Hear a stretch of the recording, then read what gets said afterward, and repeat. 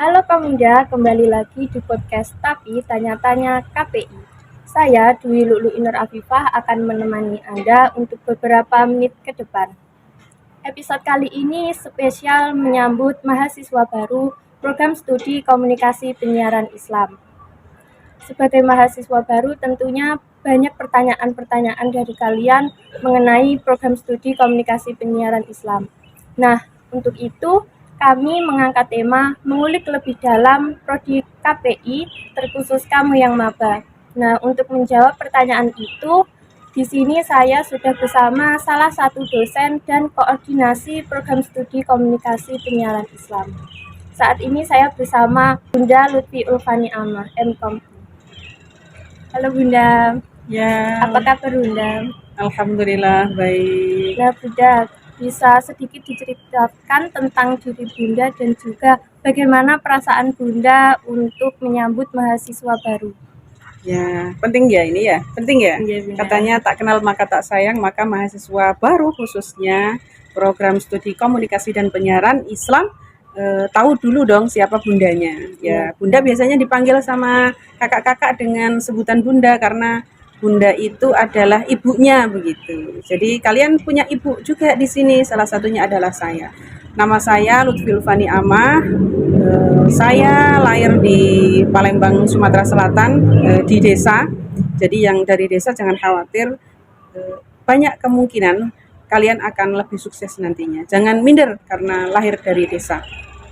Saya sekolah di sana, Mbak, di mana? Di Palembang, SD-nya, kemudian SMP-nya saya di MTSN Melawak, Kertosono Nganjuk. Terus untuk SMA-nya saya di Mandenanyar, Jombang. Kemudian melanjutkan kuliah di S1 Komunikasi dan Penyiaran Islam di UIN Sunan Ampel, Surabaya. Kemudian dilanjutkan S2-nya juga di sana dan lulus tahun 2012 dengan gelar Magister Komunikasi Islam. Jadi ada tambahannya. Memang pada saat itu masih di Rosa Islamnya konsentrasi dakwah yang sekarang menjadi cikal bakal S2-nya KPI. Nah, kemudian setelah saya lulus dari S2 melanjutkan kemudian menjadi ibu rumah tangga dulu, Mbak. Dan pada tahun 2015 saya diangkat menjadi dosen di Prodi Komunikasi dan Penyiaran Islam yang kebetulan Prodi Komunikasi dan Penyiaran Islam di UIN pada saat itu masih IAIN Tulungagung itu baru berdiri pada tahun 2015 begitu. Dan berdirinya KPI itu juga masuknya saya di kampus kita tercinta ini. Jadi kalau ditanya apa itu komunikasi dan penyiaran Islam, ya KPI begitu. KPI apa? Komunikasi dan penyiaran Islam. Di mana prodi ini berkeinginan untuk menghasilkan lulusan yang kreatif, produktif, dan inovatif. Begitu ya. Jadi prodi komunikasi dan penyiaran Islam ini merupakan salah satu wadah bagi mahasiswa-mahasiswa baik itu yang memiliki kemampuan komunikasi ataupun tidak, terlebih ini kalau sudah memiliki basicnya gitu ya, itu akan lebih baik lagi bisa dikembangkan di prodi kita. Tapi misalkan ternyata nol pudol, kan ada beberapa yang tidak berasal dari peminatan komunikasi atau media di SMA-nya, itu bisa bergabung dengan kita karena di dalamnya juga nanti akan diajari dari awal bagaimana komunikasi dari awal dan kemudian bagaimana karena ini komunikasi dan penyiaran Islam berarti di dalamnya ada penyiaran Islam. Karena ada embel-embel Islamnya berarti mahasiswa di Prodi Komunikasi dan Penyiaran Islam itu memiliki keahlian tidak hanya di bidang komunikasi secara umum, tapi juga dibarengi dengan bagaimana pengetahuan agamanya. Jangan khawatir teman-teman, ada yang bilang mungkin ya mahasiswa baru, saya tidak bisa ngaji, saya berasal dari sekolah yang tidak ada basic ngajinya. Jangan khawatir, kita nanti di sini akan belajar bersama dari sisi agamanya. Minimal anak KPI harus bisa dong menjadi seorang muslim yang baik, minimal bagaimana dia akan menyebarkan Islam melalui dirinya, apa yang bisa dia lakukan. Mungkin itu sekilas dari saya. Kalau ada yang mau tanya nanti teman-teman ini mahasiswa KPI yang baru, itu kita nanti bisa ketemu lagi di lain waktu. Pasti ada waktunya lagi, apalagi saya pasti ngajar di semester 1 begitu. Bunda juga baru mendapat gelar dokter gitu. Oh iya. Jadi iya. namanya sekarang itu Dr. Lutfi Ulfani Amah MKI. Betul. Dan juga baru terpilih sebagai ketua gitu. Oh iya, ketua apa nih? Ketua DPD Akskopsis gitu Bun. Nggih. Pada musda kedua di IAIN Kediri pada Betul. tanggal 30 Juli Nggih, kemarin gitu iya. Bunda. Ya alhamdulillah kemarin memang dibarengi pada tanggal 20 Juni 2024 ini saya telah menyelesaikan promosi doktor, saya sudah dinyatakan lulus dan kemudian 20 Juli saya sudah diwisuda begitu, sehingga gelar doktor itu sudah bisa disematkan ke saya. Terus kemudian kemarin memang diamanahi untuk menjabat sebagai ketua DPD Askopis Jawa Timur, begitu Mbak. Mbak Lu ini nih sekarang semester berapa? Saya sekarang semester 3 Bunda. Wah, ini semester 3 sudah bisa pinter seperti ini. Masih belajar. Iya, semuanya belajar kita pelan-pelan. Saya juga masih belajar, Mbak. Bunda, saya mau bertanya. Iya, boleh. Apa yang membuat prodi KPI ini unik dibanding dengan prodi lainnya dan apa yang menjadi fokus utamanya Bunda? Ya, ini Mbak Luin dalam rangka membantu teman-teman untuk menanyakan. Kalau Mbak Luin sebenarnya sudah tahu apa sih yang unik gitu ya dari KPI kita itu yang berbeda dengan KPI yang lainnya. Tapi karena Mbak Luin baik banget begitu ya, biar teman-teman yang baru itu tahu, jadi saya akan membantu menjawabnya. Mbak Luin sudah punya jawabannya sebenarnya. Mau nyoba? Oh nggak usah, biar saya saja ya kan. Apa sih yang membedakan antara KPI kita dengan KPI yang lainnya? Sebenarnya semua KPI itu sama karena yang di dalamnya itu berbicara tentang komunikasi dan juga penyiaran Islam. Tetapi antara satu kampus dengan kampus yang lainnya itu memang terkadang memiliki perbedaan. Dari sisi apa sih gitu? Saya dulu di KPI YIN Sunan Ampel Surabaya lebih terfokus kepada bagaimana retorika dakwah, Mbak. Tapi kalau di KPI UIN Tulungagung ini memang sejak awal berdirinya itu sudah digadang-gadang akan memiliki sesuatu yang berbeda dari KPI yang lainnya. Kalau KPI yang lain itu lebih kepada bagaimana prodi komunikasi dan penyiaran Islam itu lebih terfokus kepada sisi agama begitu ya. Tetapi kalau di KPI UIN Tulungagung itu menjadi prodi komunikasi dan penyiaran Islam yang inginnya itu, kalau saya boleh bocori ya Mbak ya, itu requestnya dari Pak Rektor yang dulu itu kan rektornya Pak Maftuhin, kemudian sekarang beralih ke Prof. Abdul Aziz, itu memang lebih difokuskan kepada bagaimana pengembangan medianya begitu ya. Ada produksi televisi, ada memang lebih fokus kepada media, ada jurnalistiknya, ada bagaimana perfilmannya begitu, sehingga dari beberapa tahun terakhir ini banyak sekali hasil-hasil kegiatan mahasiswa yang kemudian dipublish itu berupa film begitu ya. Karena memang kebetulan ada beberapa dosen di KPI itu yang sangat hebat di bidangnya, seperti ada Pak Agus yang memang beliau itu pinter di bidang perfilman, ada Pak Dimas yang juga, kalau Pak Agus tadi dari MNC TV ya, yang sudah melanglang buana di sana sampai 17 tahun. Ada Pak Dimas juga, Dimas Prakoso yang merupakan penyiar TVRI Jawa Timur, dan juga ada banyak sekali dosen, ada Bu Ulfi,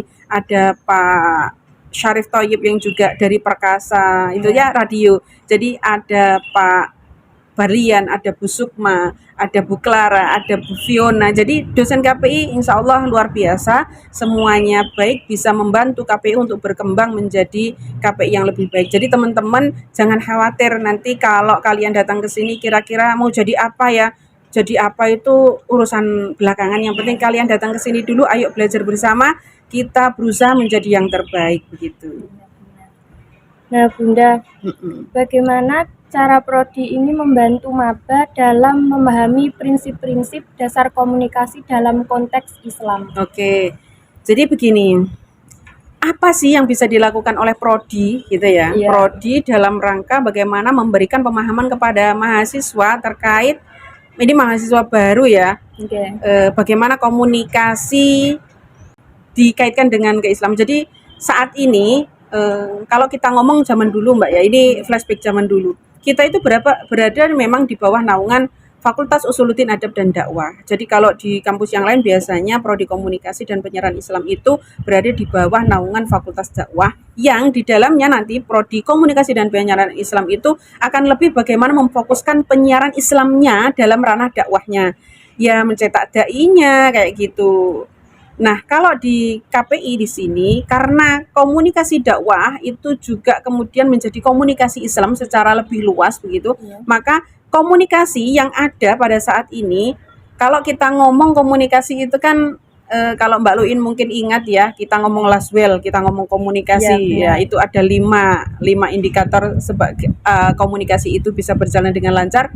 Yang penting bagaimana pesan yang kita sampaikan itu diterima oleh audien kita. Nah, kemudian bagaimana pesan yang ada di dalam komunikasi itu diarahkan kepada sisi keislaman. Karena kita adalah muslim ya, maka apapun yang kita lakukan, maka saya berulang kali bilang kepada teman-teman, kalau kita ngomong komunikasi itu komunikasi secara umum, tetapi komunikasi yang terjadi di dalam Prodi Komunikasi dan Penyiaran Islam itu tidak hanya komunikasi secara umum saja, tetapi bagaimana komunikasi itu kemudian diarahkan untuk kegiatan-kegiatan keislaman, salah satunya adalah kegiatan dakwah. Nah, kegiatan dakwah itu kalau di dalam komunikasi ada komunikasi verbal, ada komunikasi nonverbal, maka dakwah pun juga bisa dilakukan dengan cara verbal dan non-verbal. Mungkin dengan kita berbicara Mbak Luin kayak sekarang, Iya. atau juga bisa dengan tindakan kita. Misalnya Mbak Luin ini cantik ya, pakai jilbab cantik banget begitu.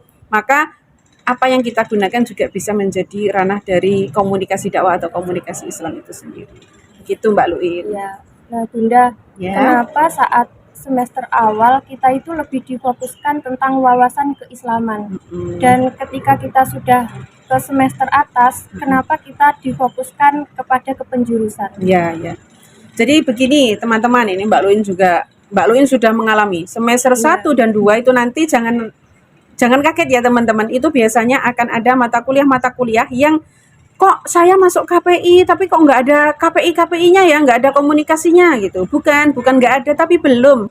Jangan khawatir, pasti ada nanti masanya. Kayak jenengan semuanya Mbak, kalau kita mau makan itu apakah tiba-tiba kita makan sambal gitu kan, tidak. Maka harus ada prosesnya begitu. Kita ngambil nasi dulu, ditambah lauk dan kemudian dicampur, baru nanti menjadi enak. Atau kalau kita masak tiba-tiba matang kan yang nggak ada prosesnya. Maka kenapa kemudian mata kuliah keislaman itu ditaruh di awal? Nah, gini Mbak ceritanya. Kita itu kan berada di bawah naungan kampus yang notabene-nya adalah Islam. Universitas Negeri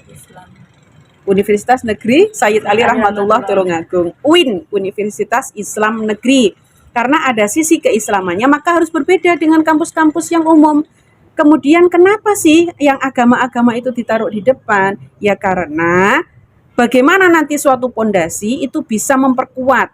Maka setidaknya anak UIN itu harus tahu, di mata kuliah yang awal itu nanti ada fikih ibadah, bagaimana anak-anak mahasiswa KPI sholatnya seperti apa, begitu ya, diajari yang ringan-ringan. Kalau sudah pinter nanti diajari yang lebih lagi pakai kitab. Kalau yang nggak bisa ya biasa saja, niat sholat bagaimana, ini contoh loh ya. Ada mata kuliah studi Islam kayak gitu, memang ditaruhnya di bawah untuk menjadi pondasi agar nanti ketika mahasiswa komunikasi dan penyiaran Islam ini maju untuk mata kuliah yang lebih berat, itu sudah punya pondasi agama, sehingga kalau pondasi agamanya kuat, kemudian dihadapkan dengan kehidupan seperti apapun, atau materi kuliah seberat apapun, atau tugas yang berat-berat juga dari materi-materi intinya ada di prodi, itu sudah kuat. Misalkan disuruh nanti ada teknik produksi penyiaran, maka yang diproduksi itu adalah hal-hal yang baik yang di dalamnya mengandung unsur yad'una ilal khairi ya'muruna bil ma'rufi yanhauna 'anil munkar. Jadi tetap ada sisi penyiaran Islamnya, tidak hanya komunikasi secara umum saja itu, Mbak. Jadi memang ada pesanan-pesanan dari UIN. Kenapa ya? Itu sebenarnya adalah materi yang semua UIN itu pasti ada.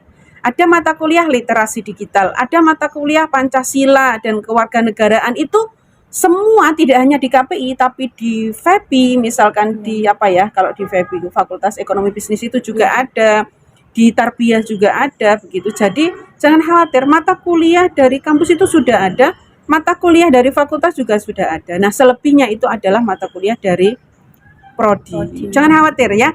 Kalau kaget kok saya kok belajar Pancasila, ya nggak apa-apa. Sampai biar menjadi mahasiswa yang punya jiwa Pancasilais yang mencintai negara Indonesia. Seperti itu harapannya.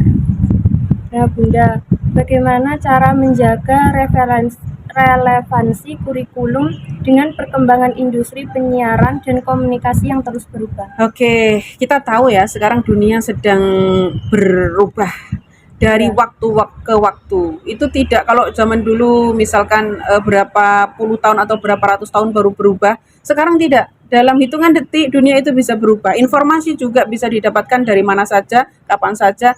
Dari HP ini kayak gini kan mudah sekali. Nah, karena itu sebenarnya KPI itu sudah memiliki kurikulum yang dirancang sejak tahun 2015, kemudian tahun 2018 beralih lagi itu dalam rangka untuk menanggapi perkembangan zaman.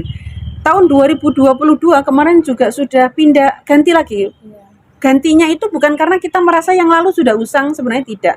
Tetapi ternyata ada beberapa mata kuliah itu yang seharusnya dimasukkan karena pada waktu tahun 2018 itu tidak ada. Itu dalam rangka untuk bagaimana kurikulum yang kita buat itu sesuai dengan perkembangan zaman, begitu Mbak ya. Nah, tahun 2022 kita menggunakan kurikulum MBKM. Nah, gitu kan, karena tahun 2018 kita belum ada, maka di tahun 2022 kita membuat kurikulum yang dimana kemudian mahasiswa KPI itu tidak hanya belajar di dalam ruangan KPI saja, tetapi bisa belajar di dalam fakultas dan juga UIN. Jadi bisa belajar ke FEBI mungkin, bisa belajar ke FASI begitu, dan juga mahasiswa KPI bisa kuliah di luar UIN Tulungagung.